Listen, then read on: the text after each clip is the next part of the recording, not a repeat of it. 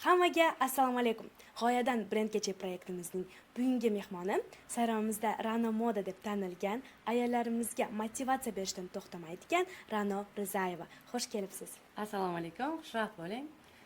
Ilohim bugungi suhbatimiz juda ham zo'r mazmunli o'tsin va ko'pchilikka foydali bo'ladigan suhbat bo'lsin. O'zingizni tanishtirib o'tsangiz. Men Ra'no Rizayeva, hozirgi kunda Hijab House magazinlarining asoschisi. Turak Insta bor, undan boshqa 3 farzand onasiman. Bloger soy yurgizaman.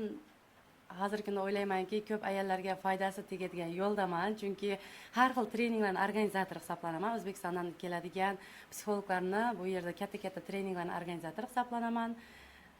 O'qishdan, xalq xizmatidan, ko'pchilikka foydam tegishdan to'xtamaydigan bir ayolman. Mashallah, javob uchun kattakon rahmat. Bugun bizda sizga savollarimiz bor, shularga javob bersangiz. Birinchi savolimiz, aytib o'tgandek, Ra'no Moda magazinidan tanilgansiz. Shu Ra'no Moda magazini va hozirgi Hijab House magazini ochish g'oyasi qayerdan keldi va siz uni qanday qilib brendga aylantirdingiz? Zo'r savol. Ko'pchilik bilmas ekan, men oddiy medsestra bo'lib ishlaganman. Birinchi roddomda 10 yil medsestra bo'lib ishlaganman. Ikkita farzandni tug'ib katta qilgancha ham bilinmagani, lekin 3-Saliham dunyoga kelishidan oldin bilganmanki, men qilayotgan katta orzularimga oyliqda yetish qiyinligini bilganman-da. Shu paytda o'zim adam qo'lda medsestra bo'lib ishlab, bo'sh kunlari sotuvchi bo'lib ishlardim. Shunda adamga aytganman, "Adam, menga 500 ming tanga berib turing, men biznes boshlayman" deganman, qarz bering deganman-da. O'ylab qaraganman, пока dekretga ketishim kerak, undan oldin постельный bелье sotadigan bitta ish qo'yib qo'yib magazin ochganman. Ko'payishgandan keyin qarasam, u постельный bелье kunda ketadigan narsa emas. O'ylanib, hamma yoqni analiz qildimda, ro'mol sharf ochadigan magazin ochdim. Birinchi meni ochgan butigim shu bo'lgan. O'zim ishlaganman, qaynonam ishlagan, ishchilar bilan ishlashganmiz, endi через opit o'tganmiz hammasidan. Vaqt aylanib keladi, o'sha 5-6 oy ishlagandan keyin pulni tahamini ko'rdik, savdoni vkusini ko'rdik, dohod katta ekanini ko'rdikda, ayollar kiyimi общий katta 400 kvadrat magazin ochgim keldi. Yana adamga bordim, "Ada 2 million qarz bering." O'zimizni shu adam magazin podvalini olib turib, erta murskoy, женский, детский, ich kiyim hamma narsasi bor bo'lgan Ra'no Moda brendini dunyoga keltirdim. Vaqt o'tdi, murskoy kiyimdan chiqarib yubordim, chunki bitta magazinda hammasi bo'ladigan bo'lsa, erkak kishi kirmas ekan. Bu birinchi men xatom bo'lgan. Undan keyin vaqt o'tadi, o'sha женский kiyimga menda qiziqish kuchayib ketgandan keyin детскийni ham o'sha olaraman. Узкий направленияda ketish niyatim bo'ladi-da. Ra'no Modani kuchaytiraman. Shu paytda Instagram endi kelyapman bo'ladi bizlarga. Rosa qattiq qiziqaman-da, Instagramda birinchi bo'lib chiqishni boshlayman. Ra'no Modani asl brendga keltirishimga sabab menimcha o'zimdagi qiziqish, boshqa shahar, boshqa dunyo kezganim, Instagramga birinchi bo'lib kirib, eng qiyinchilik paytda negativ bo'lsin, insonlar fikr bo'lsin, shularni hammasini yengib o'tib, Ra'no Modani ko'tarishim bo'lgan. Уже meni ko'rganlar hammasi Ra'no Moda derdi, Ra'no Moda desa hamma tanirdi. 2001-yil karantindan keyin Allohning xohishi bilan, adamni bir og'iz so'zi bilan hijab o'rab ketganman-da. O'zimda ichimda shunaqa желание bo'lardi-yu, lekin nafs qo'ymas edi, окружение ham qo'ymas edi. Ochiq-sachiq yirtiq shimlarda, endi sochlari kalta bo'yanib shunaqa yurardim, lekin adam bitta aytgan gapi rosa ham qattiq ta'sir qilgan. Ertasiga borib hijobga kirganman. Уже o'zim kerak kiyim topmayman, aylansam ko'nglimdagi kiyimni topmayman. Shu menda xayolimga keladi. Davay endi hijab o'radim, hijab magazin ochay. Sayramdan joy topamanda Hijab House'ni dunyoga keltiraman. Nima uchun? Chunki men o'zim bir kreativniy, необычный, молодежный, trendli hammasini aralashtirib turib, o'zim drama bo'lgandan keyinchi, drama psixotip bo'lgandan keyin kerak kiyimni topish uchun men o'zim sotishim kerak bo'lgan. Vaqt keladi, Hijab House magazinini ochamiz. Hijab House'ga shunaqa mehrim kuchayib ketgandan Ra'no Modaga bo'lgan, meni qiziqishim pasayib ketadi. Klientlardan jalb kelish boshlaydi. Bizlarga yaqadan kiyim olib kelmayapti, e'tibor bermayapti, mehr bermayapti deganda, men o'zim o'ylayman-da, lучше Alloh roziligi uchun yopiqlarni kiyimiga fokusni beray, baribir ochiqqa sabab bo'lib qolmay, unaqa yirtiq kiyim olib kelib yoki eng kalta kiyim olib kelib, o'sha u tarafga желанием yo'q bo'lgandan keyin lучше yovoray deganman-da. Vaqt keldi, u Ra'no Moda brendini yopdim. Hozirgi kunda Hijab House magazinida eng xursand bo'ladiganim to'g'ri направление, to'g'ri nisha tanlaganim, chunki mendan olgan ko'ylakni kiyib turib, Ka'bani oldida duo qilishganlarni ko'rganda, men tanlagan yo'lim, men tanlagan направление, men tanlagan soham eng zo'r ekaniga ko'zim yetganda. Alhamdulillah, mana shu ikkita magazinni hozirgi kunda Rahma Plazada Sayramdagi tochkani yurdirish u kiyim sferasi отдельный bo'lsa, lekin o'zim ham shunga соответствовать etib, o'zimni tanitib, lishniy brendimni ko'tardim. Shuning uchun Hijab House o'ylaymanki, hozir brendga chiqqan magazinlarning bittasi. Javobingiz juda ham charx bo'ldi. Rahmat kattakon. Keyingi savolimiz, hijob kiygan biznes woman sifatida qanday stereotiplarga duch keldingiz? Hozirgi kunda manimcha hijobga zapret bo'lmagani uchun bo'lsa kerak, men o'zim hijobda bo'lib hech qayerda to'siqlikqa uchramaganman. Hech qanaqa to'siq bo'lgan emas. Men o'zim ko'zim yetgani insonlarning fikri faqat miyasida. Hijab bo'lsa, qanaqadir to'siq bo'ladi, qanaqadir uspexga yetmaysan yoki hijobing bo'lsa kimlar desamlar общение qilmaydi, yo'q, unaqa emas. Agar seni общение, odamlar bilan tushunishlik, odamlarning ishonchida to'g'ri bo'lishlik bo'ladigan bo'lsa, главный seni ishingda professionalizm bo'ladigan bo'lsa, seni fikrlash doirang keng bo'ladigan bo'lsa, hijobning hech qanaqa aloqasi yo'q. Liboy joyda, liboy klubda keraksan. Shuning uchun men ko'pchilikka ham aytaman, masalan, ko'p ayollarda ham boya qo'rqinch bor-da, boya kiyinganlarni ko'raman-ku. Bayag'i окружением qo'shmay qo'yadi yoki borib yurgan joyim qabul qilmaydi. Yo'q. Bu oddiy bir kiyim. Kiyimga o'zingiz loyiq bo'lsangiz bo'ldi. Eng kerak men aytadiganim shu. Hech qanaqa to'siqlik, hech qanaqa qiyinchilik yo'q. Keyingi savolimiz, biznesda va hayotdagi ustozlaringiz kimlar va ulardan nima o'rgandingiz? Meni hayotda ustozim juda ham ko'p. Bu yerda ustoz deb qabul qila bilishga bog'liq. Birinchi ustozim meni onajonim bo'ladi. Keyin negaki men onajonim o'zi terapevt vrach bo'lgandan keyin hamma tanirdi-da, hamma Ayzapani qizimisan desa xursand bo'lardim-da. Men kichkinaligimdan keyin shu ertaga meni Ranani qizimisan, Ranani farzandimisan yoki onajonimga Rana sizni qizingizmi deyishini juda ham xohlaganman. Shuning uchun eng birinchi ustozim meni onajonim bo'ladi. Keyin endi har bir etapda menda juda ham ko'p ustozlarim bor. Masalan, men o'z rahmatim aytadigan ustozlarim bittasi Gulaka Naim deganim bor-da. Meni hayotda kelin bo'lganimdan ayollik davrimda ayol bo'lishim kerakligini hammasini o'rgatgan men Gulaka Naim bo'ladi. Даже hozirgi kunda ham eng zo'r ustozim deyman, negaki qanaqa ayol bo'lish kerak, qanaqa kelin bo'lish kerak, qanaqa ona bo'lish kerak, hammasini menga o'rgatadigan mana shu Gulaka Naim.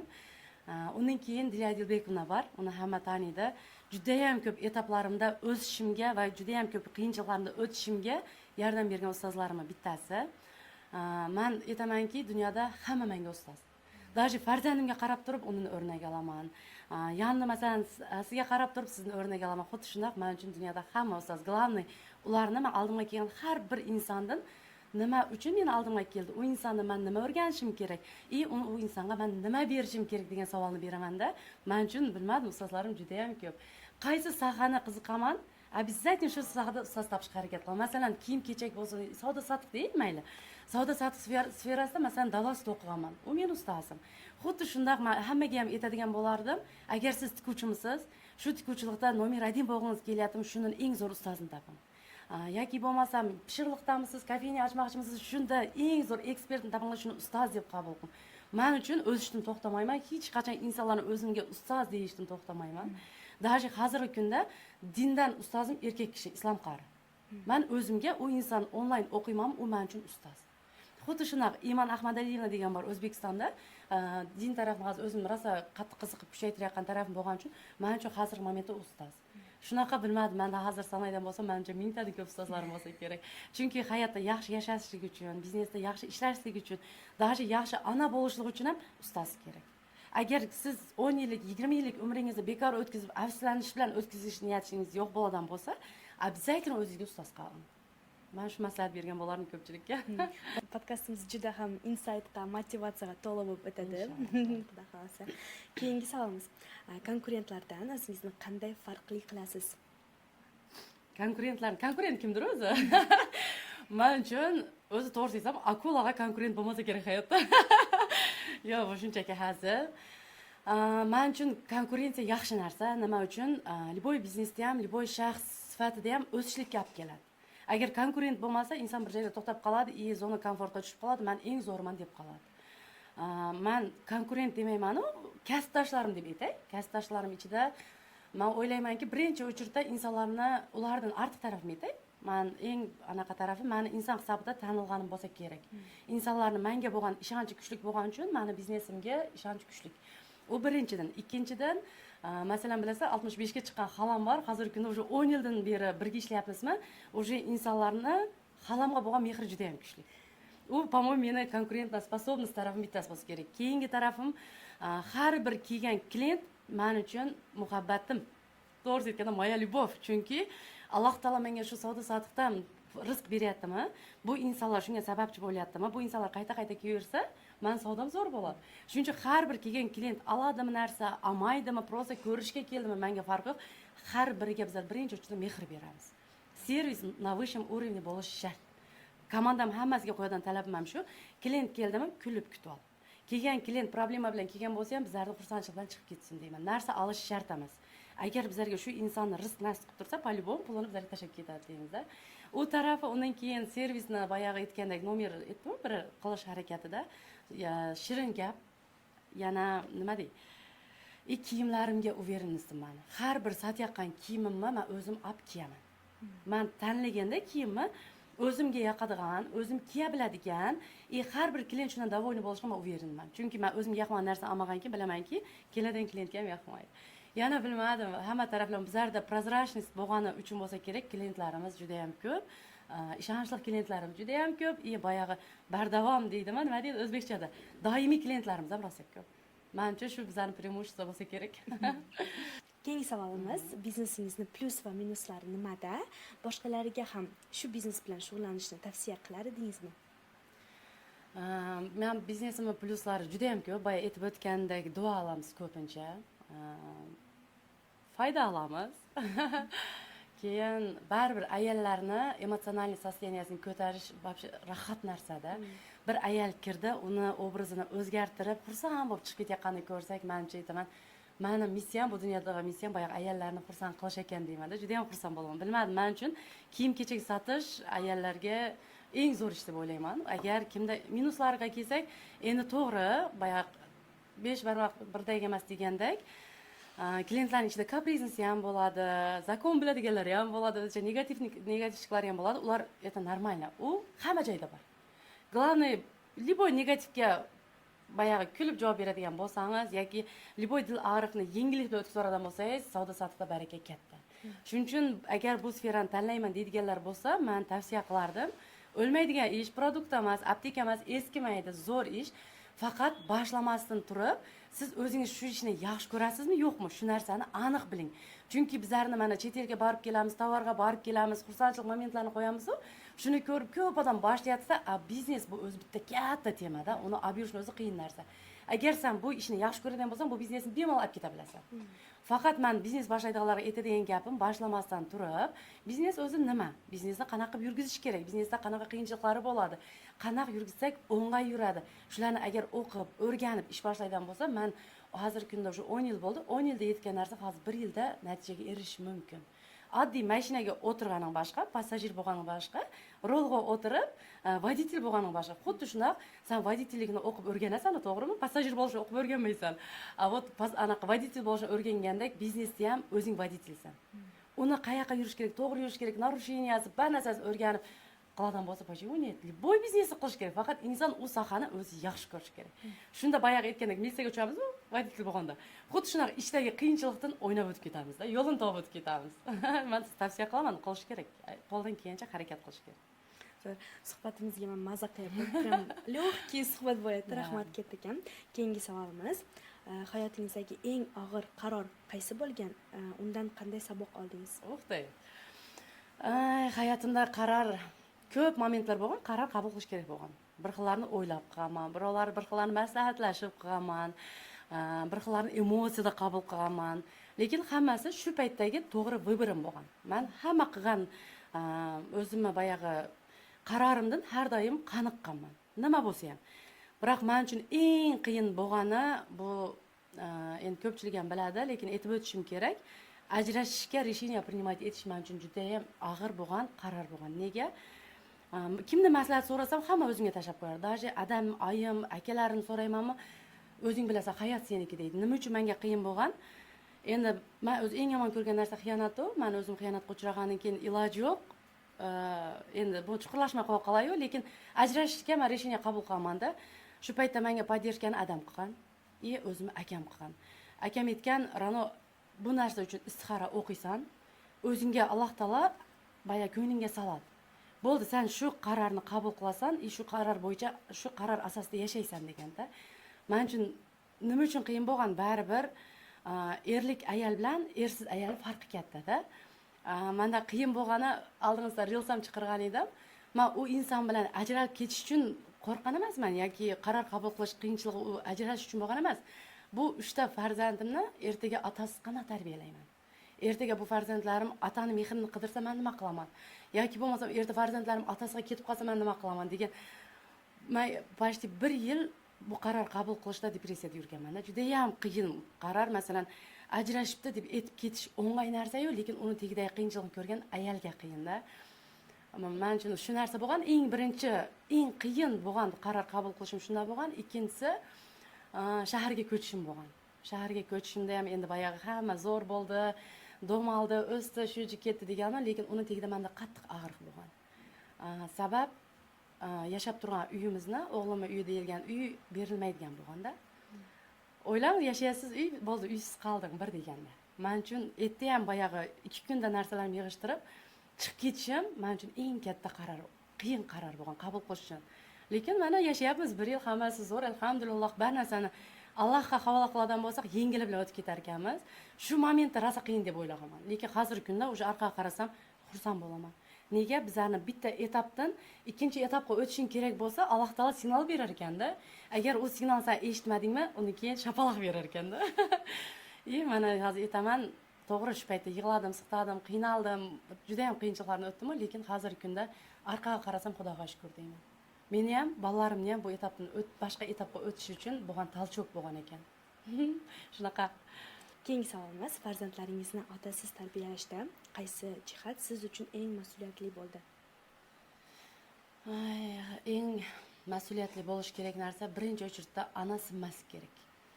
И моральный, и духовный, и физический, и финансовый hamma tarafdan aytaman, ona juda ham kuchli bo'lish kerak. Menda o'zi yoshligimdan o'zi sho'xligim bor, boyagi pishiqligim bor. Meni eng globniy adam bergan tarbiyasida biron haqqa xiyonat qilish degan narsa, harom yeyish degan narsalar bo'lmagani uchun bolalarim tarbiyasida eng kerak bo'lgan jihatlarim shu bo'lgan. To'g'ri, bir vaqtning o'zida ham qattiqqo'l, jistokaya mama bo'lish, bir tarafdan mehribon ona bo'lish, ikkita rolni o'ynash juda ham qiyin. O'g'limga qarab turib murskoy bo'laman, qizimga qarab turib jenskiy bo'laman-da. Lekin men o'zim bilaman, boyagi ham o'qiganlarimni foydasi deb o'ylayman. Rol almashtirish menda juda ham zo'r.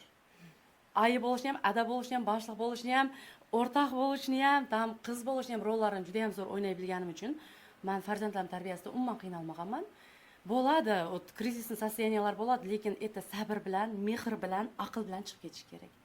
O'ylaymanki, endi sotshetida yurtda hamma narsa bizlarda prozrachniy bilasizlar-ku. Menimcha bolalarimning tarbiyasida o'zim havasim keladi. Chunki men ota-onamdan olgan tarbiyamni farzandlarimda qo'llandim. Yomon bo'lishmadi, inshaalloh hali katta cho'qqalarga erishadi. Shuna qarab turib, это я сделала deyman, Xudo xolasa. Mashallah. И самое главное, men yana bitta narsani aytib o'tishim kerak. Bizlarda mana ajrashgan ayollar ko'p, просто eshitsin. Ko'p duoda bo'lish kerak farzand uchun. Bizlarni qo'l bilan, aql bilan, kuch bilan ko'p joyda kuchimiz yetmaydi. Baribir ayol bizlar zaifamizda, biroq duo bilan kuchimiz yetadi. Men tok Allohdan so'rayman. Farzandimning qanaqa bo'lishini xohlayman, jaynamazda Allohdan so'rayman. Shuning uchun ko'pchilikka beradigan maslahatim ham boyagi ibodat yo'lini, Allohga sig'inishni kuchaytirishni, Allohga suyanishni, hamma narsani Allohdan kutishlikni maslahat bergan bo'lardim.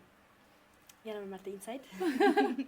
Mashallah. Keyingi savolimiz, sizdan ketgan odamlar sizni qanday ayol qilib shakllantirdi?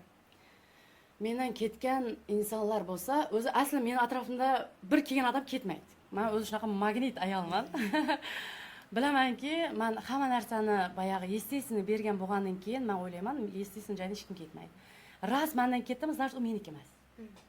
U inson ya men bilan energiyamiz to'g'ri kelmadi, ya valnamiz to'g'ri kelmadi, yoki bo'ladi-yu, boy insonning ценность taraflari bir-birimizga to'g'ri kelmagan bo'lishi mumkinki, mendan ketgan. Ko'p joyda bilmadim, men hozir bunday orqaga qarasam, do'stlarim ham, dugonalarim ham 10 yillik, 20 yillik, это, наверное, kuchli narsa bo'lsa kerak. Bilmadim, men aytaymi, do'stlikdan meni nima buzadi? Endi masalan, bu mana shu sabab aytib ketay. Birinchi o'chirda xiyonat buzadi do'stlikdagi. Ikkinchi o'chirda boya maska deymiz-ku, sen oldinda boshqa odam, orqada boshqa odam. Shu narsa meni u insonga bo'lgan atnosheniyam buzadi. Keyin uchinchisi g'iybatchilik.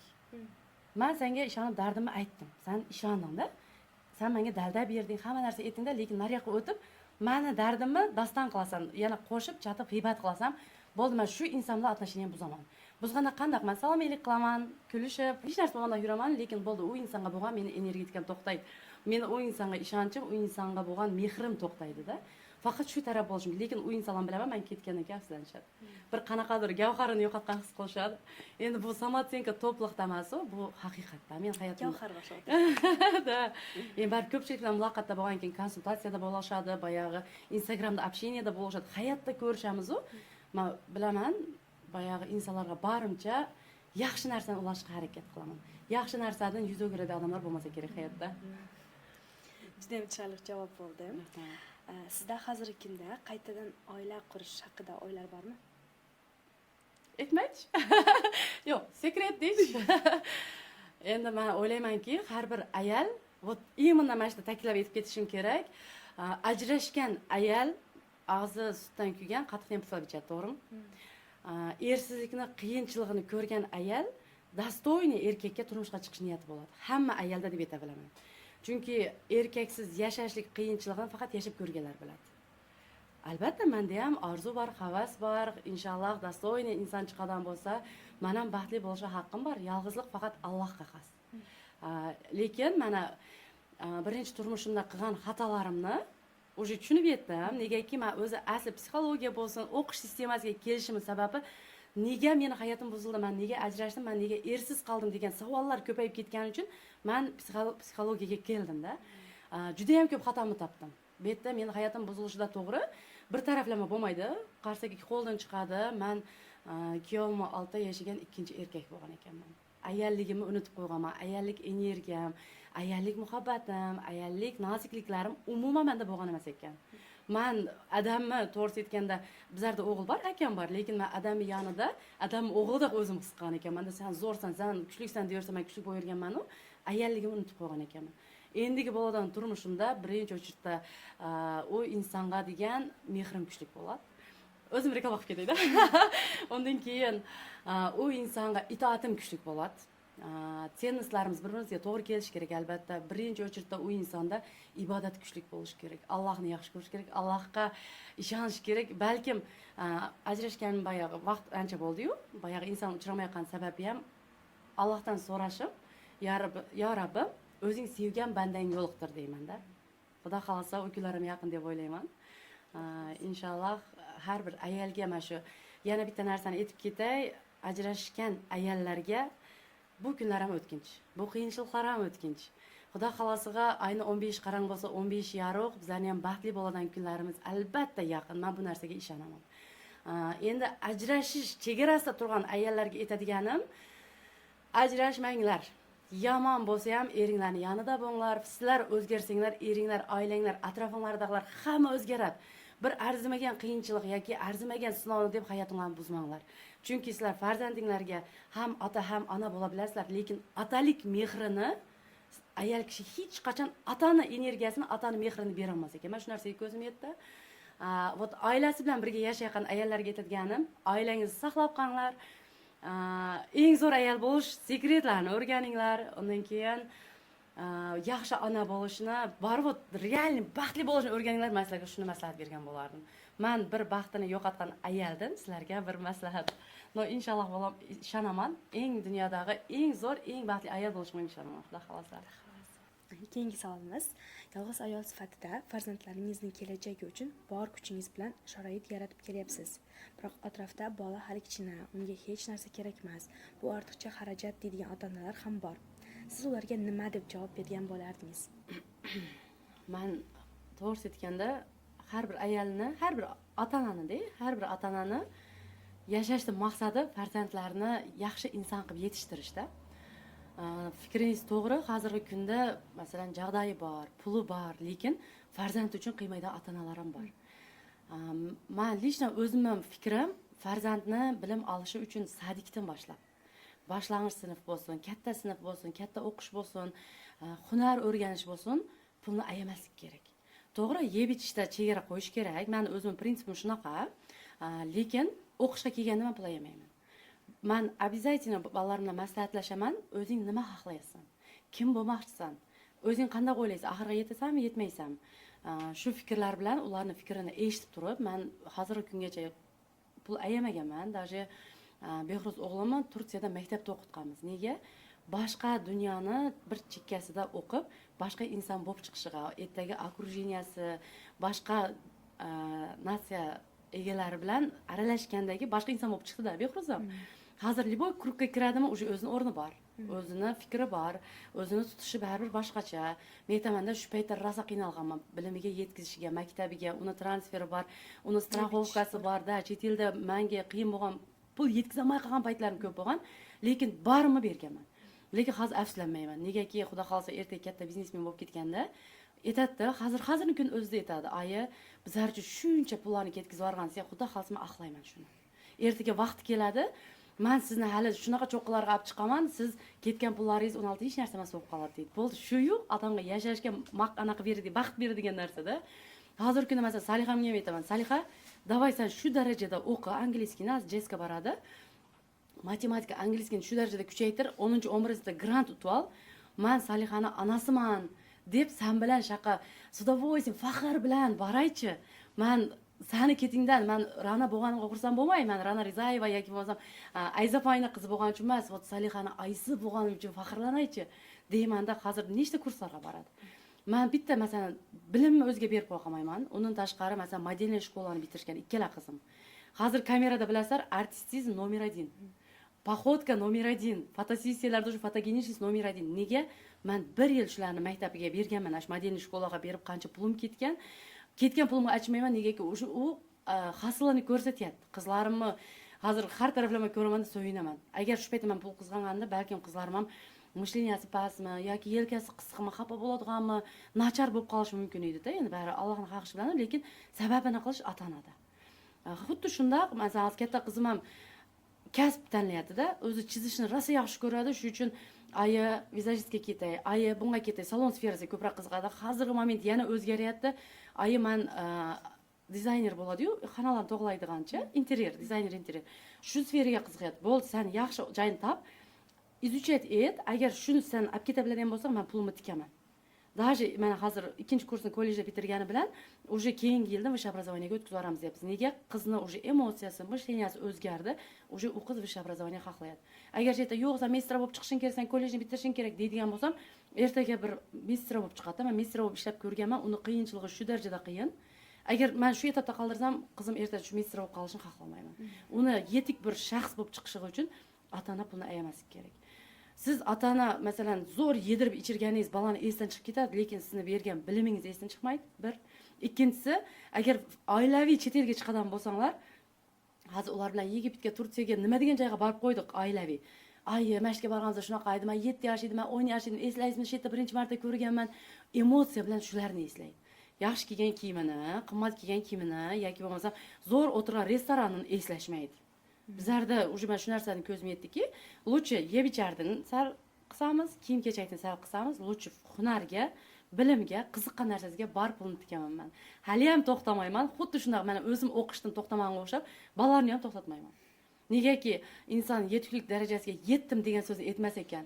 Bir etapga yetganingizda nimadir yetmayapti, yana men nimadir qilsamkin, nima o'rgansamikin deb ketaverasiz-da. Xuddi shunday men farzandlarimdan ham shuni ko'raman. Ular ham aymon o'rgandim, endi mana uni qilaychi. Negaki boya aytadi-yu, furshetni stol qilib berishimiz kerak ilm, bilimdan. Olib ketdimi? Bo'ldi, ertaga o'zi keragi bo'lib oladi-da. Men o'zimda armon bo'lganda men anaqa bo'laman deganman. Stomatolog vrach bo'laman deganman. Lekin shu paytda bizlarni oilaviy joylarimiz to'g'ri kelmagan keyin meni вообще o'zi o'qitmayman degan joyda ko'ndirib meditstralik o'qiganman-da. 10 yil umrim o'tdi. Meditstra bo'ldim. Bir 50-60 ming, 100 ming bo'lgandir oylig'im. Oyliqda o'lmaysan, biroq o'smaysan-da. Shunisi bor. Ammo erta farzandlarim naymli работник bo'lgandan ko'ra bir katta organizatsiyalar, katta bizneslar boshlig'i bo'lishni xohlayman. U uchun обязательно pul ketkizish kerak. U uchun обязательно o'qitish kerak. Bola bekorchi bo'ldimi? Masalan, bo'ladi bizlarda ham arada bo'lib turadigan narsa, u juda ideal emasmiz bizlarda. Kamerada ideal ko'ringan bilan bizning hayotimizda ham ko'p uyda bo'ladigan krizis состояние bor, pul yetmaydigan vaqtlar, urush janjal periodlarimiz bo'ladi. No, masalan, bola bo'sh qoldimi? qiladigan ish nimadir? Bizlar qo'yib ko'chaga chiqib ketib, ko'chada boyagi kaptog o'ynag'amiz, tash o'ynag'amiz, lay o'ynag'amiz. Hozirlar bo'sh qolib ketsa telefonda. Telefonda to'liq o'yin emas-da. U TikTokka kirsak, masalan, o'zim kirib bir xilda uyalib ketaman. TikTokni shu darajada bolaga ta'sir qiladi. Bolani ras TikTok bilan zaharlanish xohlamayapsizmi? O'yin bilan zaharlanish xohlamayapsizmi?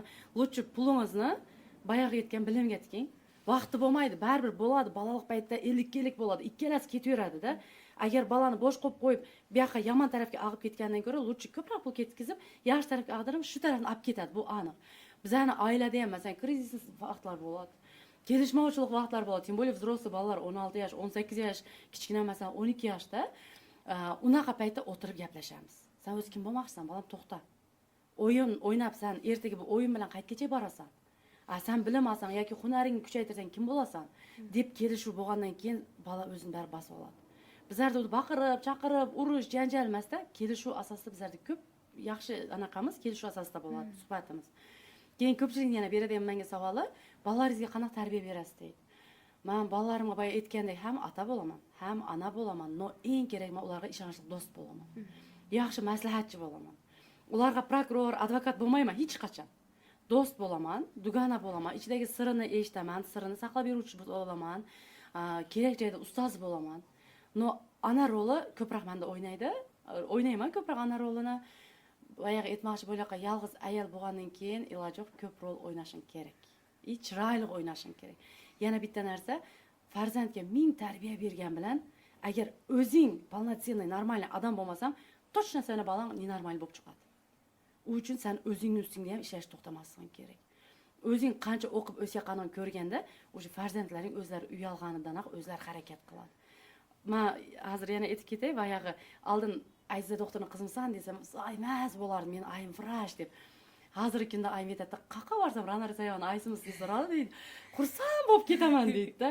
Men xursandmanki, Alloh taolo meni ko'pchilikni oldida mehrga shunaqa burkab qo'ydi, shunaqa aziz qilib qo'ydi. Men xursand bo'laman, shu onam meni ketidan faxrlanayotganiga. Ertaga men ham shu kunni kutaman, men ham farzandlarim ketidan faxrlanaman. Bo'ladi hayotda shunaqa loy chaplashgan, loy otishgan, har xil gumon, fikr, gap, so'z, hamma narsa bo'lgan. Lekin bitta men ko'zim yetgan narsa, agar Alloh seni aziz qilib qo'ysa, hech kimni ta'siri bo'lmas ekanda.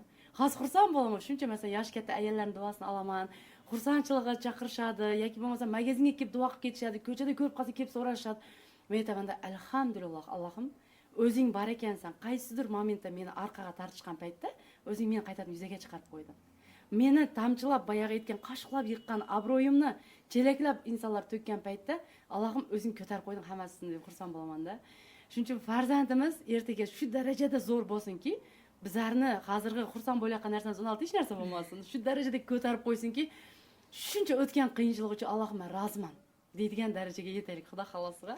Shuning uchun ota-onalarga aytadiganim, agar qiyinchilik bor hammada, yetishmovchilik bor hammada, lekin siz niyatini qilib farzandimni yaxshi inson qilaman, yetuk inson qilaman, mana shu kursga beraman, mana shu maktabga beraman, yaxshi o'qishda o'qitaman deb niyat qilasiz, Alloh taolo shu niyatingizga beradi rizqni. Agar menda u pul yo'q, men o'qitolmayapman, agar men jag'dayim bo'lganda edi deb уже jertva pozitsiyasiga tushdingizmi, bilingki, Alloh taolo sizga u rizqni bermaydi. Balani ayamang, boyagi aytgan bilimga ayamang. Yana bitta narsani aytib ketay, men o'zim kech tushungan narsam, din tarafdan o'zim ham kech u tarafga kirdim-da, din tarafini tushunish, din tarafda ilm olish degan narsalarga kech kirganman. Farzandga yoshlikdan singdirib berish kerak ekan. Madrasaga berish kerak, дополнительный arabskiy darslarga berish kerak. Qancha bolaga singversin, boyagi aytgan miyasida fayl bo'lib joylashib qolaveradi. U fayl kerak paytda ochiladi. Kerak paytda masalan o'zimiz ham nechta suramni bilamiz, ayimiz adamiz boyagi sadikka olib borib kelayotgan yodlatgan. Hozir shu suradan keyin bilmayman, uni ko'p menimcha yodlamagan bo'lsam kerak hayotimda surani. Shuning uchun bolani qancha kichkina paytda miyasiga singdirib beradigan bo'lsa, ertaga vaqt keladi-da shu fayl ochilib qo'llanadi u narsadan. Ilohim har birimizni, meni ham, sizlarni ham farzandinglar yuzinglarni yorug' qilsin. Hech qachon farzand ota-ona farzandini yaxshi inson bo'lmaganligida yig'lamasin. Hech qachon. Men har bir ota-onaga aytaman, ilohim farzandinglar rohatini ko'ringlar. Shunaqa? O'zingiz aytib o'tgandek, turagentstvo ochdim dedingiz. Ochishga nima sabab bo'ldi? Turagentstvo meni bu дополнительный bitta biznesim desam bo'ladi. O'zi asli chet elda yurishni shunaqa yaxshi ko'radigan insonman, shunaqa putешествияni yaxshi ko'raman. eng birinchi marta 2016-yil Dubayga borganmizda ko'pchilik bo'lib. Menda katta hayotimda o'zgarish shunda boshlangan.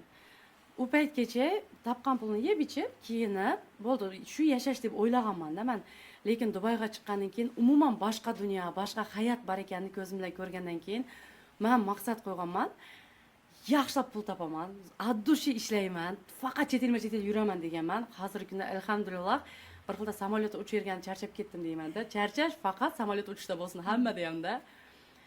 Men hammaga ham shu maslahatni bergan bo'lardim. Bir yilda bir marta хотя бы oylik ishlayotgan семья bo'lsa ham, bir yilda bir marta chet elga chiqish kerak. Sababi baribir любой insonni krugozorini, boyagi mishleniyasini, dunyo qarashini, hayotga bo'lgan ishonchini, harakatini qattiq o'zgartirishga sabab bo'ladi. Qo'yt masalan Chimkentdan sirtqa chiqqan odam Toshkentga borib kelsa, qanaqa bir yayrab keladi, qanaqa xursand bo'lib keladi. Xuddi shunday Dubayga bordingizmi, Turkiyaga bordingizmi yoki bilmadim. Bitta chet elga chiqqan odam o'sha oldingi odam bo'lmaydi. O'sha u insonlarga hozirgi yetishmovchilik yoki uydagi bir kelishmovchilik hech narsa problema emas bo'lib qoladi. Negaki o'sha maqsad bor. Zo'r yashash kerak, chet elga chiqish kerak degan. Men Turagensam ochishi sabab ko'p chet elga chiqib yurganimda endi bari расход uni bari. Bir vaqt o'yladim, davay лучше bitta Turagensni ochay. Boyagi pribыл o'zimda bo'lsin. Лучше изучать etay boshqa shaharlarni, bitta kiyim sferasida yoki tovarga borgan paytda chet elga chiqmaydi. Davlatlarni izchat etishni boshlaydi dedim. Shu paytda menga targetdan chiqib qoladi. Boya Turagent bo'lishni xohlaysanmi degan. Borib ko'ray dedim, nima ekan u deb o'qishga bordim. Bordim, endi hamma savolimga javob beryapti. O'zi eng nozik tabli deydimi? Eng nozik klientman-da turizm bo'yicha. Shunaqa savol beryapman, hamma savolimga javob olyapti. Keyin nega ochmaslikqa dedim. Davay лучше ochay, harakat qilay. Hozirgi kunda bizlarda hali ofisimiz yo'q, lekin onlayn ishlayapmiz. Men o'zimni buni ochishdan maqsadim, erta xudo xolasa saldan keyin boshlaymiz bu proyektlarni. Retritlar o'tkazishni boshlaymiz. Bizlarda juda ham ko'p ayollarda pul bor, ruxsat bor, biroq qayerga borishni bilmaydi. Kim bilan borishni bilmaydi, borganda qayerga borishni bilmaydi. Shular uchun 10 talik, 20 talik, 30 talik, 50 talik har xil retritlar organizatsiya etamiz. O retritni baribir через o'zimni turgan inson bo'lganidan keyin har bir insonga arzon tushadi-da bahasi. To'g'ri, bizlarga qolgan 5-6% foydasi qolishi mumkin, lekin boya erta ham o'zimga ko'proq foyda bo'lsin degan ma'noda-da, boya aboradigan 50 ta odam boshqa yerdan olib qimmatga bormay qolmasdan mendan olsin, lучше arzon olsin. No chet ellarga ko'proq chiqay degan ma'noda turgan sana ochdim. Global Travel deyiladi nomi. Hozirgi kunda eng katta qilgan proyektimiz 36 ta odamni bir vaqtda Egiptga bordik. Eng qizig'i bu insonlar Egiptga borganlar основной гражданин России, гражданин O'zbekiston, гражданин Tojikiston и bizlarni Chimkentliklar bo'ldi. Erta ham boyagi niyatga qarab, Anvar Xalikov degan bir ustozni darsi shu Egiptda bo'ldi. Shuni hammasini organizatsiya etib berdim. Juda ham xursand bo'ldim, что men qilaman degan niyatim shu edi. Amalga oshdi degan. Yana nima deyman, putешествиеga ko'p insonlarni chiqishligini yana bitta tavsiya qilishim. Hadisam bor-ku. Chet elga chiqish kerak degan, dunyo kez degan. Даже men bo'ladi momentlar anaqa depressiya состояниеga tushib qolsam, просто tak-takqa chiqib ketaman. Bo'ldi, menga shuni o'zi katta energiya beradi. Xuddi shunday tovar kerak bo'lmasa ham Turkiyaga chiqib ketaman. Faktiski men tovarga qo'shib yotman, energiyasini yig'ib kelaman. Biznesda yurgan odamlarga ham aytaman-da, men shu yonimdagi tanish bilish qizlarga ham aytaman. Bitta pul yig', maksimal eng nachar bo'lsa ham bitta Turkiyaga qancha ketadi? Masalan 200-300 mingga chiqyapti, hozir Tailandlarga chiqyapti, Egiptga chiqyapti 150-160 ming. Chiqib kel deyman-da. Borib bitta ko'rkam bo'lsan, to'xtamaysan deyman-da. Rastin potensial bor qizlar juda ham ko'p. No, уже ular hozir momentda yopilib qoladi-da, dash nima qilishini bilmay turishadi. Shularga aytaman, bitta chet elga chiqib ketch, bo'ldi. Sen chet elga chiqqanda, dunyo kezgandan keyin sendagi qayting bilmaysan-da, bekinib turgan kachsalar uyg'onib ketadi-da. Bilmadim, hozirgi kunda endi hozir maqsad qilyapman, har oyda chiqishim chet elga. Hozirgi kunda bir yilda bir 5-6 joyga borayotgandirman. Har yili niyatni obnovit etaman, ko'rmaga 2-3 shaharga borishim kerak deb. Endi hozir obnovit etdim, har oyda bitta chet elga chiqish. Retreat temasini o'zingiz aytib o'tdingiz. Uni siz o'zingiz olib topdingizmi yoki bir yoqdan ko'rdingizmi? Retreat mavzusi qayerdan keldi? O'zbekistonda Amira Rashidova bor. Hamma ayol yaxshi ko'radi uni. Bizlar shu bilan Vyetnamga birgalikda borganmiz-da, 10 kunlik retreatga borganmiz. Shu paytda menda ideya tug'ilganda, men qachondir mana shunaqa ish qilaman degan. Bu ko'chirish yoki kimdir fikrini o'g'irlash emas, men erta addushi havas qilganman shu ayolga. Shu ayolga-da. hozirgi kunda ham masalan meni eng yaxshi ko'radigan blogerim deymi, boyag'i uni ham ustoz hisobida ham deb qabul qila bilaman. Yashashini ko'rib, yashashga ishtiyoqim ortadi-da. Xuddi shundoq endi masalan Amira Rashidovaga bizlarning betdagi Sayramdagi, Chimkentdagi yoki Qozog'istondagilar barib qo'shilishi mumkin, no kam odam. No shu narsani biz Sayramdan o'zimiz organizovat etadigan bo'lsak, qancha ayollarga возможность bu narsa. Boyagi semeyni borsin, avtorlik tur qilay deyapsiz, xudo xolasa. O'tganda ham avtorlik tur deb reklama qo'ydim, lekin yangi magazin ochilishi bo'lgandan keyin kuni surildi-da. Xudo xolasa bu narsani yana qaytib yo'lga qo'yamiz. Men birinchi marta chet elga chiqqanda aytaman, 2016-yil в основном гостиницадан chiqmay dam olgan ekanmiz. Bo'lgan bitta Dubai molni borib ko'rib kelganmiz, no to'ka yeb, ichib, chumalab shu yerda yashaganmiz-da. Lekin aktivniy отдых dam olish uchun yo'l boshish kerak. Ertagi kuni xudo xolasa men bilan boradigan 20 ta komplekt, 30 ta komplekt semyalar boradimi, ularni уже har kunini shunaqa aktivniy dam olishni yo'lga qo'yaman deyapman. Oila bilan bordingmi, bola chaqang bilan bordingmi, qanaqa qayta dam olish kerak? Proyekt tuziladi, anaqa tuziladi, marshrut tuziladi. Yoki yoshlar bordimi, ular har kuni zo'r o'tishligi uchun bitta chet elga chiqib keldi degan emas, chet elga chiqib zavqlanishni, juda ham ko'p joylarga borishni возможность yaratish uchun menda bu qo'shimcha ideya bo'ldi. Окружение o'zgarsa, odam o'zgaradi. Shu fikrga qanday qaraysiz? Окружение bu juda ham katta inson zotiga viloyat etadigan narsa, ta'sir qiladigan narsa-da. Men o'zimni har 5 yilligim analiz qilaman, har 5 yillikda qanaqa окружениеda bo'ldim. Meni har bir окружение meni o'stirgan. Birinchi 5 yillikda faqat yeb-ichar, o'yin kulgi, xursandchilik, semirish shu tema bo'lgan. Ikkinchi 5 yillikda уже menda o'sish, biznes temasi, qanday zo'r bo'lish kerak, bola qanaqa tarbiya berish kerak. Уже ikkinchi etapim shu bo'lgan. Hozirgi etapim, meni hozirgi окружением din tarafdan kuchli ustozlarning окружениесі bor. Shularning окружениесida eng nachar men, lekin shunaqa xursand bo'laman, chunki ularni o'rganadigan narsam juda ham ko'p. Yana bitta окружение bor, biznesmenlar окружениесі, biznes ledilar окружениесі. Ular seni qulashingga, to'xtab qolishingga yoki hech narsa qilmasingga yo'l qo'ymaydi-da. Davay, to'payim, hali u ishni qilyapti, hali bu ishni qilyapti, ularni o'sishi, ularni harakati, ularni oborotini ko'rgan keyin bir joyda tura olmaysan. Yana bitta окружение ham bor. Ularda ham xuddi shundoq. Yangi bizneslar to'g'risida ko'proq gaplashiladi, yangi bizneslarni chiqarishga harakat qilamiz, partnyorство, bir-birimizga partnyor bo'lamiz, shunaqa temada-da. Men aytaman, agar shu окружениеda bitta chirigan pomidor bo'lganda, hammamiz chirtardi. Agar kruginglarni bittasida ichida negativni o'ylaydigan, qanaqadir birov haqida negativ fikrlaydigan inson bo'lsa, ertagisidan xuddi shunaqa odam bo'lasiz. Yoki nal beradigan odam olib yurasizmi, toshni siz ham уже 3 kundan keyin nalida insonga aylanasiz. Xuddi shundoq. Nima uchun narkomanlarda ham krug bo'ladi? Ular bir-birini поддерживать etadi. Nima uchun alkashlarning o'zining krugi bo'ladi? Ular bir-birini поддерживать etadi. Nega? Ichadigan paytda qamay qolsa bir-biriga berib turadi. Xuddi shundoq, любой inson kim bo'lmoqchi bo'lsa, birinchi o'chirda окружение to'g'rilash kerak. Menga eng birinchi shu davlat darsiga borganimda soleный огурцы deyiladi-yu, bu krug, bitta krug, soleный огурцы bankasi deyiladi. Shundan chiqish kerak deganni men o'ylaganman. Hozir meni krugimda mash o'rtoqlarim bor. Men ularga qanday ketdiyman? Yoki bo'lmasa men ularning krugidan qanday chiqib ketaman, men bir o'zim qolib ketaman degan menda qo'rqinch bo'lgan.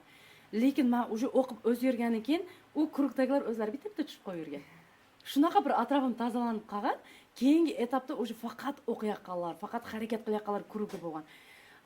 U etapdan o'tdik. Men hozirgi kruglarni aytaman, bari действующий biznesmenlarda, baribir mana окружениең o'zing o'sgan sayin, уже o'zing boyagi tepadagi окружениеga talpinar ekansan. Negaki ulardan oladigan narsamiz ko'p, o'rganadigan narsamiz ko'p, so'raydigan narsamiz ko'p. Men aytadiganim mana shu, даже sinfda ham, maktabda ham ikkichilar krugi bo'ladi. Alashlar krugi bo'ladi, to'g'ri? Agar mana ikkichilar krugidan alashlar krugiga qo'shmaydi, nega? Bir-biriga to'g'ri kelmaydi. Xuddi shunday, agar sen o'zingni o'zgartirib, biznes tarafda gapira qilay, mayli biznes tarafda zo'r biznesmen bo'lay deding, bo'g'in kelyaptimi? Обязательно biznesmenlar krugiga qo'shil. O'zimizni Sayramda ham biznes qiladigan ayollar juda ham ko'p. Shularni krugiga qo'shil. Bizlarda bitta narsa bor-da, u ego deyiladimi, bilmadim. Masalan, men bilmagan narsamni biladigan odamni borib so'rashdan uyalishadi. Qo'rqishadi. Yoki bo'lmasa meni past nazar bilan qarashadi deydi. Yoki bo'lmasa erta shu tupoymi deb o'ylaydi degan fikrlar bor-da, ayollar, ko'pchilik ayollarda. Hayot unaqa emas. Meni oldimga nima savol bilan keladi, boyagi biznes to'g'risida men bilganimni aytaman. Bekitmayman. Xuddi shundoq men borgan insonlar ham hali hech kim bilgan narsasini yashirgan emas-da. U boyagi qo'rqinch har bir strah har bir odam o'zida. Bilmayapsam o'rgan. Bilmayapsam qo'shil krugga. но filtrovать etib turish kerak. Agar seni ustingga to'g'ri kelmasa, masalan, hozir aytaymi, namoz o'qiydiganlar kurugidamiz-ku, уже ichadiganlar kurugga borolmaysan. Yoki namoz o'qiydiganlar kurugida ichadiganlar kirmaydi. Filtrovать etish kerak, qachish kerak. Senga to'g'ri kelmaydigan kurugmi, sen o'zingga olib chiqib ketishing kerak edi. Hech narsa o'zgarmaydi, seni yo'qlig'ingga u kurug tez o'rganib ham qoladi. No, bitta narsa mana kecha eshitganim, окружение deymiz, ular begonalar emas-da, ular bizlarga do'stlar. Do'stni 3 xili bo'ladi. Bittasi bo'ladi ovqat do'st. Bir kuni 3 mahal ovqat yemasang qarning ochib qoladi. U degani do'st shu darajada kerakki, senga u inson Allohni eslatib turadi, sendan hal-ahvol so'rab turadi. Bir-biring ko'rmasang tura olmaysan. Unaqa do'st bo'lish kerak. U окружениеga влиять etmaydi, но do'sting shunaqa do'st bo'lish kerak. Но окружениедagi do'stlar senga уже darini yo'lni beradi-da. Qanday? Joning og'riyaptimi? Обезболивающий olasan. Tishing og'riyaptimi? Shunga lechение qilasan. Xuddi shunaqa san qilaqa ishingda nima bo'ling bor, ular senga обезболивающий insonlar qatorida bo'la biladi. Ikkinchi shu окружение degan narsa ikkinchi do'st hisobiga o'tadi-da. Yana bitta do'st bor, kasal do'stlar. U kasal do'stdan qachish kerak.